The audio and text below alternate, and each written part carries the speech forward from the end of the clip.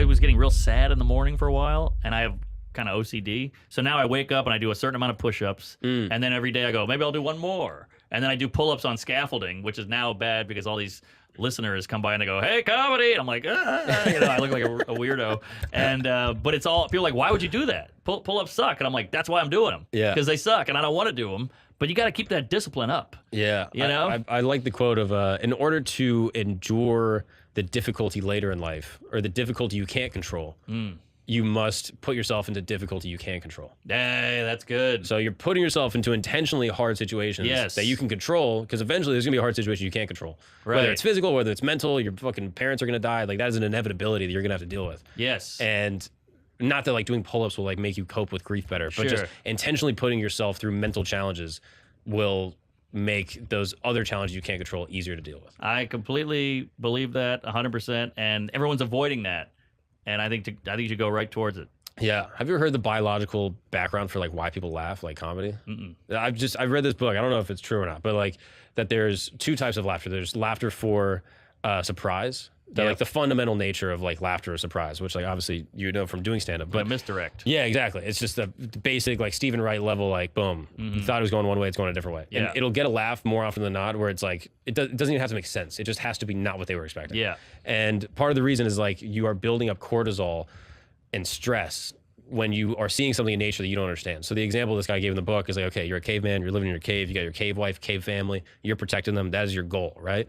And all of a sudden, like, you wake up in the morning and you see like the tall grass and there's something moving in the grass. And you're like, what's moving over there? And you start to see it, and all of a sudden it starts moving like a tiger. And you're like, there's a tiger. And this tiger's about to come kill me. And you see it kind of moving, and you can start to hear it, and it's kind of like grunting, and you're like, this tiger's gonna kill me. You go get your spear, you got your spear, your heart rate's going crazy, cortisol's getting released, you're in fight or flight, it's time to go, you gotta protect your whole family, right? Yep. All of a sudden, the big gust of wind blows, it's two monkeys having sex. Hey, comedy. How do you get rid of all of that built up cortisol and energy, all that stress?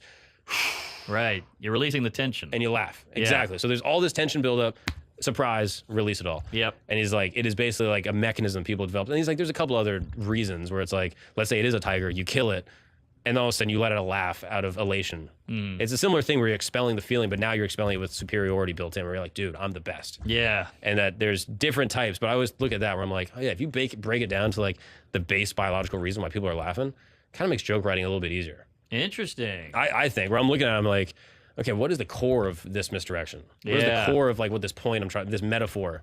What is like the essence of it? Like what is the misdirection? What is the surprise? What is the group understanding? What is the cleverness? Right. Like how can I reward their hard work?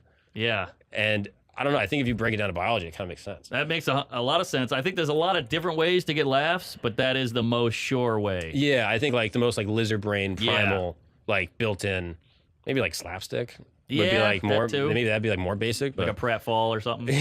Yeah. Yeah, I think that's 100% right. And I think that's also maybe, and this is me getting crazy, thought-provoking bullshit, pretentious, but comedy's so hot right now. Like, people are selling out arenas, everybody's on TikTok, blowing up, going viral. Comedy's huge. I've been doing comedy 16, 17 years. I've never seen it like this. Everybody's doing arenas. Everybody's just giant Netflix specials every 2 days. It's huge. Clubs are all full, blah, blah, blah. Maybe it's because, A, we have such comfortable lives that we need that cortisol buildup. We crave it. Like an audience is in the show going like, oh, I feel something for once, you know, because we're all just Uber Eatsing and Netflixing and sitting on a bed that's too high, you know? So I think we crave that. And I think, well, the world is in a weird place too. So I think we want to like laugh and shit. Yeah. That's part of it too. I think a lot of stuff, like you watch the news for 10 seconds and you go, that seems weird. What's up with that? Oh, genders are fluid, racial tension, this and that, Ukraine war, Biden's falling down. There's all kinds of stuff going on. So you're like, and you can't really say as much now. So when you almost crave hearing someone else say it. Right. You know, like the court jester was the king. He was like the relief for the king. Like, oh, okay, great. I can let loose a little and watch this idiot. And I think we need that a little now. Do you still get frustrated watching the news and stuff? Like, I try to cool it on it. I know you've talked about like different, you know, like PC shit like that in the past. Like, do you still watch things like with Biden or whatever else and get like angry? I don't get angry at that stuff. No, I get angry at like people overreacting, which I guess I'm overreacting. But I get angry at like people making a mountain out of a molehill, and maybe their lives are empty, so they make something out of a thing that's really not that big of a deal. But then when you question them about it, they flip out. That kind of shit bums me out. Yeah. Like, it's weird where, like, true crime is so insanely popular. People, bodies getting jizzed on and kids getting molested, then killed, and then thrown into a cornfield. And then we're like, hey, but that gay joke was a little rough. And you're like, you just listened to 4 hours of pedophilia and necrophilia, but you're worried about this? I think we got it so easy that I think we make a big deal out of certain shit. And you feel like there's a hypocrisy. Yeah, there's a hypocrisy, and just like you're trying to.